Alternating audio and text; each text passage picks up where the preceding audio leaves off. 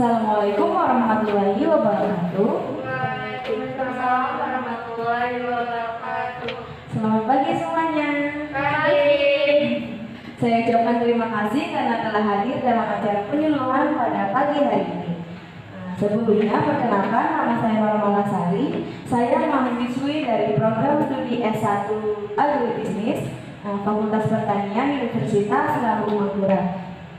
Hadirin yang saya hormati, saat ini saya mendapatkan tugas untuk melakukan penyuluhan, yang mana pada penyuluhan kali ini saya akan menyampaikan tentang hal-hal apa saja yang harus para petani ketahui dalam pemupukan tanaman. Hadirin sekalian, banyak sekali definisi dari pemupukan yang ditemukan. Ada yang mengatakan pemupukan adalah penambahan unsur hara dalam tanah, dan ada juga yang mendefinisikan bahwa pemupukan adalah pemberian pupuk untuk pertumbuhan tanaman supaya tanaman tersebut subur dan berbuah lebat.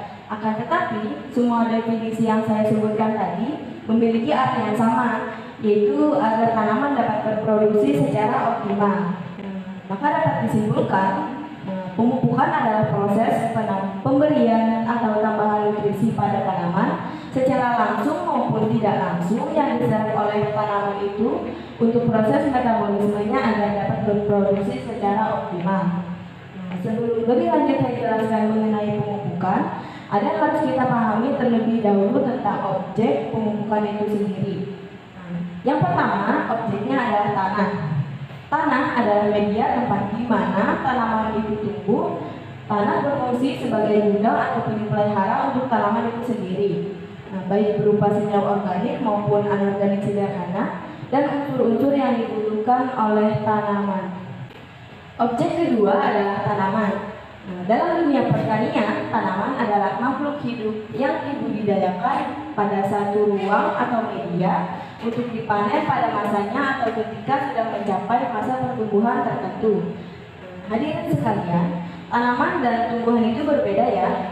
Kalau tumbuhan adalah segala jenis makhluk hidup yang tumbuh pada media tertentu, sedangkan namun pada kenyataannya hampir semua tanaman adalah tumbuhan.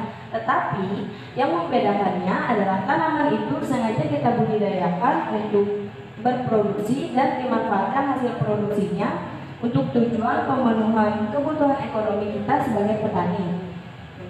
Hadirin sekalian, beberapa waktu yang lalu ada petani yang membuang hasil tanamannya ke jalan, dilempar dan sebagainya. Nah, jika sedikit kita lebih memahami dari sudut pandang tanamannya, ketika apa yang sudah ia hasilkan tapi tidak termanfaatkan, bukankah itu justru menyia-nyiakan apa yang sudah ia hasilkan? Oke lah, jika memang harga menjadi faktor utama sukses tidaknya kita dalam usaha tani. Tetapi apakah hanya dengan harga yang rendah kita harus menyia-nyiakan apa yang sudah tanaman hasilkan?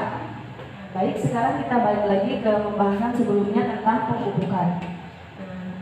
Tadi sudah kita bahas tentang dua objek. Yang pertama adalah tanah dan yang kedua adalah tanaman. Sekarang yang menjembatani antara tanah dan tanaman itu adalah disebut unsur. Sebelumnya hadirin sekalian pasti sudah pernah mendengar tentang unsur hara. Unsur hara adalah makanan atau nutrisi yang dibutuhkan oleh tanaman dalam pertumbuhan dan perkembangannya untuk mencapai suatu kondisi tertentu. Pembagian unsur hara terbagi menjadi dua, yakni unsur hara makro dan unsur hara mikro. Yang pertama, unsur hara makro, yaitu unsur yang dibutuhkan oleh tanaman dalam jumlah yang banyak. Unsur hara makro ini mungkin sudah populer di kalangan kita. Ada 6 unsur utama, yakni nitrogen, fosfor, kalium, kalsium, magnesium, dan yang terakhir sulfur atau belerang. Yang kedua yaitu unsur hara mikro. Unsur hara mikro adalah unsur hara yang dibutuhkan tanaman dalam jumlah yang tidak banyak.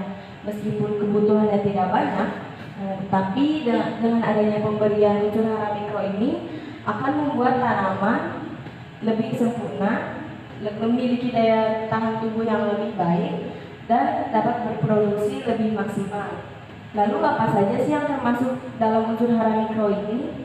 Termasuk dalam unsur hara mikro yang pertama adalah klor, zat besi, kemudian mangan, tembaga, seng, boron, dan terakhir molibdenum. Hadirin sekalian, itu tadi pemaparan saya tentang hal-hal yang harus petani ketahui dalam pemupukan tanaman. Jika ada yang ingin bertanya, bisa mengangkat tangan terlebih dahulu dan menyebutkan nama. Silakan, apakah ada yang ingin bertanya? Saya ingin bertanya. Baik, perkenalkan nama saya Suti. Saya ingin bertanya, apa yang terjadi jika tanaman kekurangan salah satu unsur hara yang Anda sebutkan tadi? Terima kasih. Oke, izin menjawab. Jika tanaman kekurangan salah satu unsur hara tadi, maka tanaman akan terlihat seperti terbakar, daunnya mudah gugur, bunga mudah rontok, tepi daunnya hangus, daun menggulung ke bawah, dan tanaman rentan terhadap hama penyakit. Nah, jadi seperti itu. Kepada hadirin, apakah masih ada yang ingin ditanyakan? Baik. Jadi dapat disimpulkan, saat kita hendak melakukan kegiatan budidaya tanaman apapun itu jenisnya, sangat diperlukan pengetahuan mengenai apa saja jenis-jenis atau unsur apa saja yang dibutuhkan tanaman yang kita budidayakan. Pengetahuan ini setidaknya dibutuhkan pada saat pemberian pupuk agar tepat dan seimbang. Karena baik berlebih unsur hara ataupun kekurangan dapat menyebabkan tumbuhan tidak optimal. Dan apabila pertumbuhan tidak sesuai dengan apa yang kita harapkan, kita dapat melakukan evaluasi dan tindakan yang cukup tepat sebelum terlambat. Baik, sampai di sini pemaparan materi dari saya. Semoga apa yang saya sampaikan sebelumnya dapat bermanfaat. Jika ada salah kata perbuatan dalam pemaparan saya tadi, saya mohon maaf dan terima kasih atas perhatiannya. Terima kasih. Assalamualaikum warahmatullahi wabarakatuh. Waalaikumsalam